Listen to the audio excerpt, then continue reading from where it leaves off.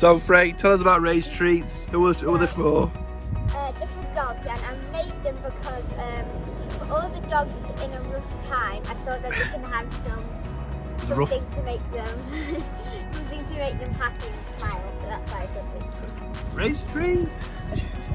Was rough times a joke there? No.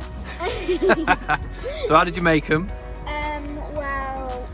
Well, the ingredients are, they've got organic flour, peanut butter, they've got a bit of honey in, baking powder, water and eggs, and that's how you just like make a dough and then they Sweet. So you put them here, so anybody passing? St. Martin's. You could take one or two. Take some. Be careful, they may cause happiness for your dog. Are you going to keep doing it? How many have gone so far? Well, we've had like a top layer go so far, but... Top layer? How many have you made in total, do you know? No, I didn't. Really? Come here, Rick. I didn't know. Well done.